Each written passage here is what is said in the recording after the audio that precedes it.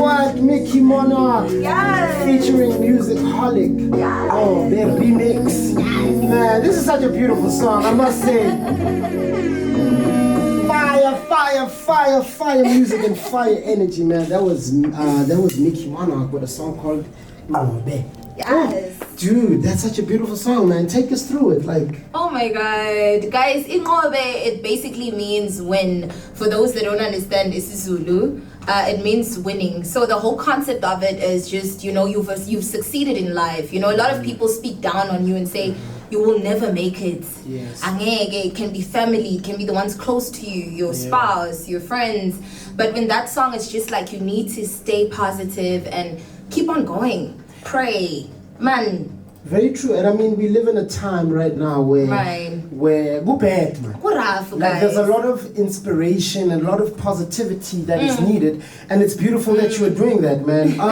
And so listen, I got a simple question for you, right? Yes. Where did your music journey begin? Like where did it all begin for you? Oh my God. Okay, so when I was really like younger, like toddler stage, when I was like 4 years old, I used to listen to Beyonce a lot. Yes. Now, so when I got to high school, you know, because that was just the listening phase. When I got to high school, I started listening to a lot of Jay-Z, Nicki Minaj, and my brother, Jason Networth, he's a rapper. So he used to do these rap battles at school, and I'm like, cheesy, huh? I think I could body people as well. So I started doing all of that as well. And then I just discovered Uguti, I'm seriously in love with music. Not only like a specific genre of music, but generally I just love music, different sounds, and exploring. So in 2017 is when I started actually doing music, but I was in high school, so I couldn't really balance the whole thing out, man. Yes. You know, because the school.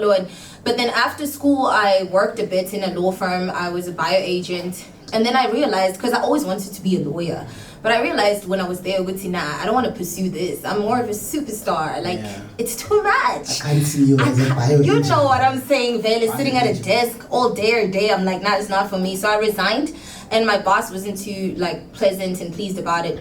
But then I went out and I took the risk and I ventured into music. And since then, like surprisingly, it's been amazing. I have like one mixtape out, which I recorded during the period of time of 2017. I was dropping like a song per month, until like now, whereby I released a body of work last year, my first EP, which got me an award for Best Female Artist. Wow, you got an award? Of course. Best Award Female Artist of the Year at the African Social Entertainment Awards. Silabo, guys, we're representing. Wow, that's awesome, man. That's awesome. Until then, now again, I just released an EP called Impilo Yosifazane. The songs that are playing are from there, because I'm versatile.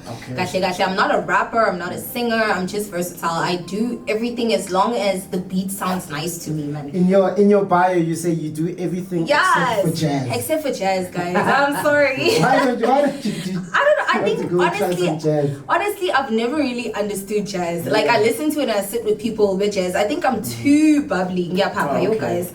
So it jazz making mamela, it's like sort of like humbling. It's calm. It's like boo boo boo, and I'm like, yeah. And you're up there, and you're I mean, I'm like, oh, can I turn up? Wow, man, your story is very interesting, and considering you're very young. Yes. I know we shouldn't. I'm only 23 now. I was just about to say you shouldn't disclose the lady's age, but yeah, you're 23, yet you've taken these big steps. You know, Wow. you've taken these big steps, and you've also worked with Musicaholic. How did that come about? Oh my God, Musicaholic, I've always been a huge fan of him. He was someone that, like, it's weird because, like, I am a believer of God. Like, I pray too much. You know, as much as, like, it may not show too much within my brand, but I'm a Christian. So, I don't know. I used to look at him for a while. There was a moment where I was just looking at him because I was kind of linked to Upik Zulu. I went to his studio and we just had a conversation. He was giving me young mentorship. I thought we were going to work on a record, but other things transpired, child. Other things? Yeah, that I wouldn't like to get into right now. Okay. But no, then, it's all good. you understand? And then, we didn't work on the record at that time. But hopefully in the future we will. So Musicaholic, I was just looking into him, and I don't know, the energies, something was just telling me to look into this person on Instagram. And then he hit me up without me even. I was about to, and he hit me up. He was like, you know what? The spirits were like, hey, the angels were like, hi. And I was so excited. I was like, what? Is it come to my studio next week or something? Let's cook something up. And when I got there, like, his welcome was too warm. I met a couple of people, and then we recorded a hip-hop track. And then when I dropped Impilo's Fazane, my EP, he's one of the people that I trust because he's super talented, like extremely. So I was like, yo, what do you think of this project? Because he knows me on that other side. And then when he listened to it, he was like, no way, this is too much. And then he listened to Unqobe, the original, and he was like, no, this song is too much. This song, what do you want to do with this song? You need to shoot visual. But I was like, I shot visual for all 4 music videos because it's a storyline. Hardworking. You're so hardworking. I'm a workaholic. I love my work. Dude. So anyway, on that tip, right, the Ngobe visuals. Yes. Please tell us a bit about the Ngobe visuals because there's an interesting story there. But for somebody who's never seen it, just give us a little bit of the story of the. Well, okay, so I will focus on the Ngobe remix to be precise with Umusi Holic on it. Yes. Okay, so on the visual, it's more of a celebration song, just celebrating your success. Yeah. So the story is just a young man who has, he's been hearing a lot of negativity and he's been applying to try and get into varsity, but he was rejected a couple of times, which broke him. But with him being positive, listening to positive music, listening to positive voices and not minding what people, even the people close to him would say, he sort of broke out and continued. He didn't stop applying. And when he finally did, he succeeded and he ended up graduating. So that's what I wanted to showcase in the story. And lyrically, it's just a message saying, look, don't stop what you want to do. Keep on pushing and keep on going for your dreams, people will try to break you down, but keep on going. Wow, dude, I love that. And also, I must say, I love your energy. Thank You're you so very, much. very bubbly person, But listen, also being a female artist, I know there's a lot of challenges to this whole music way too much. Tell us some of the challenges that you encounter as a female artist. You're trying to break through and trying to make it. There's a lot. There's a lot. You can even see me. There's a lot. I know. Okay, some of the challenges, for me, I feel like the biggest disappointing challenge that I've faced and I've encountered is the fact that it's not the male artist bringing a female artist down. It's the other female artists. The other female artists don't look at you as someone that, let's do something like a sister. They look at you more like a threat. Like competition. And it's like they don't want you to come and take their spot. And for me, it's as women, we should understand that if I do something, I'm opening the doors for you to do it. Because if someone does it and they see that, okay, women did this, they can be like, you know what, other women can be inspired. So for me, it's very disappointing. You meet up with female artists and you think, this is going to be a smash. And then it ends up being war, beef, and all these unnecessary things. And then with male artists, a lot of them just look at you just because you're attractive and you post sexy content and you have a beautiful body. And everyone wants to take advantage of that. They don't respect you for your work or credit you for your talent. It's more about, you sexy, I want to be with you, I want to just do things and take advantage. And even if you do things 98% of the time, just out there to female artists, don't do things because you don't even get anything out of it. It's ungodly. Besides even the godly part of it, you don't get anything because they just sleep with you, take advantage of you, and you never get anywhere. Because at the end of the day, they're pressing them, please release the record. They'll be like, no, I can't do that. Not that I'm experienced with that, because a lot of male artists, I feel like I've closed a lot of opportunities for myself because I refuse that with all means. Everybody that I've worked with knows that I'm very work orientated. When you come to me, it's respect me. Just because I'm a woman, it doesn't mean now we're gonna live on each other. Boy, bye. I am just, an artist as well. So it's challenging. And also just as an upcoming artist, I feel like for every now gender, you need to, people don't respect the craft and look at the talent anymore. You need to pay for this. You need to pay for your song to be on radio. You need to pay for a specific interview. You need to pay for, so that's what makes it very difficult. And all these artists that are out there don't want to give people an opportunity. That's why you find the game so quiet. It's just so down because people look at everyone as a threat. And that for me is disappointing. So you would say there's no unity in this whole basically game. I feel like those that are out there they know each other and they put each other on to a certain level. But when you're on the come up, it's different. It's like you need to pop on your own for them to put you on, no matter how good you are. Because there's so many talented kids. On that, yes. I want to find out from you. Are there any up and coming talented artists that you would like to work with or you are working with, just to give them the opportunity, just to give them the chance as well, as you're saying? Well, honestly, there are lots of artists that are always DMing me. I mean, of course, I always it's sad. It's hard for me to even do it and break it down. But I say to them, I am not at the point where I can literally take you and put you at a certain position, because I'm also still there trying to make it. But I do my best.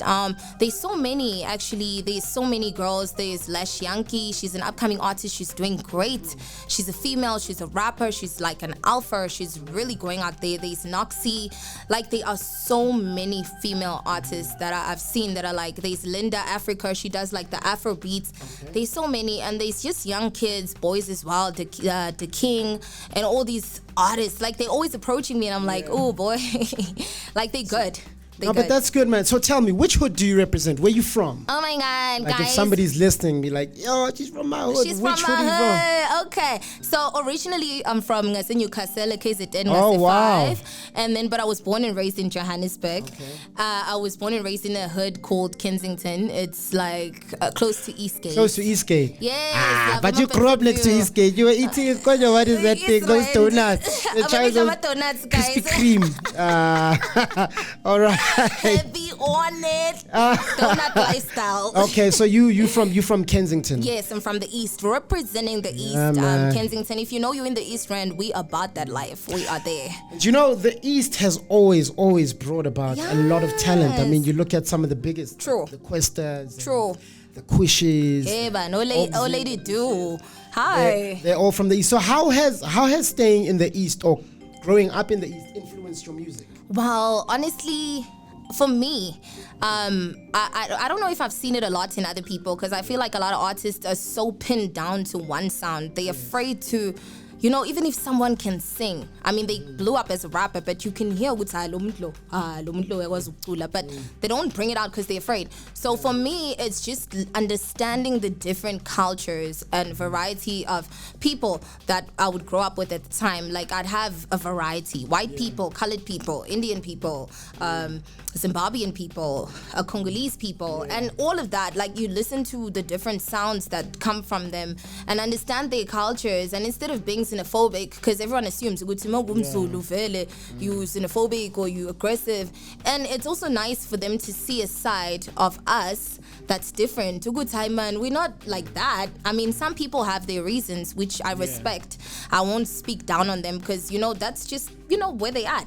But for me, I just feel just love everybody, Nigerians, no matter who you are, so that has helped me understand sounds better, cultures better, and just it helps to branch out as an artist because you versatile. I love that, man. Love. So you're all about love. You're all about good and positive vibes, man. I really dig that. So if I had to ask you a question to say, what do you want people to know Nicki Monarch for? What do you want to be remembered for? What do you want people when they scream out your name to think of first? Because I can see, man, you got a very big following, which means people vibes with you, people mess with you, people understand you. So what do you want to be remembered for? Oh my God, first of all, already they call me Miss President. Reason being, wow. Yes, at some point I was I should have thought of that as a stage name at the time, but you know what? And I'm no, they call me Miss President because people understand that I'm for everybody, yes, but I'm for the women, because a lot of women struggle with a lot of things like bodies. They struggle with people want validation. Everybody wants to feel people love me, people want this and that, but I'm that person that would make you understand that you are enough. You don't need to have validation from anybody. You don't need to seek approval from anybody.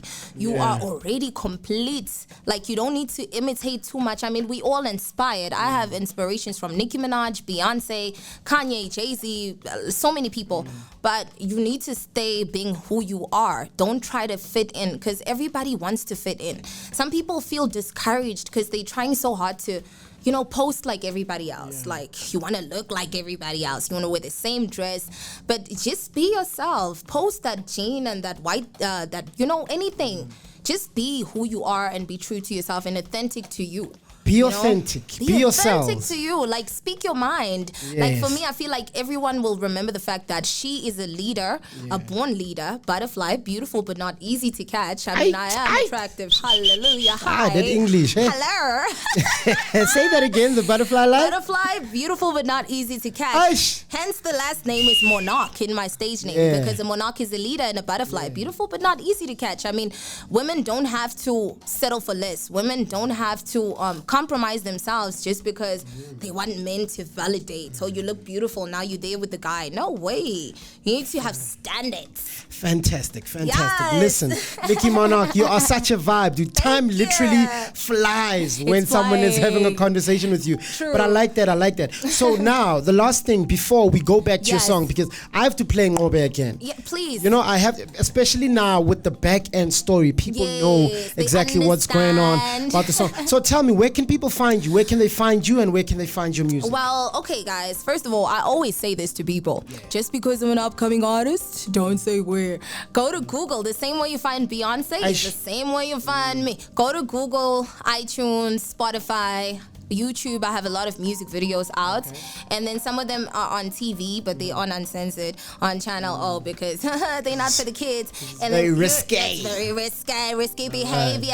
And then I just wanted to let people know that Ngobe Remix will be playing on TV like this month, so that is exciting. Oh, that's a win. That's awesome. That is a win. I can't wait. I'm excited. And you guys can find me everywhere: Spotify, iTunes, Google, YouTube, everywhere. Just go everywhere. You find me. Mickey Monarch is the name. Instagram at Mickey Monarch, lowercase letters, no underscore. Twitter at Mickey Monarch, same thing, although I don't use Twitter too much. Facebook, Mickey Monarch. I have a personal page and a Facebook page. So you guys can find me there. And it's been awesome. Your energy is awesome. Wow, it's incredible, guys. That is Mickey Monarch, the superstar in the building. And right now, we're going to close off the show with her track called Ngobe Remix featuring Musicaholic. Anyway, you catch us here every Monday between 12 and 3. The name of the show is called The Uproot. Please hit me with a yo. This is Mickey Monarch. You're listening to The Uproot. This is Mickey Monarch and you are listening to The Uproot Show. Can I do a shout out? Shout out to Nick Roski and Wizzy Beats and Fuga M Beats for producing the song that I did with Musicaholic. Period. Fire!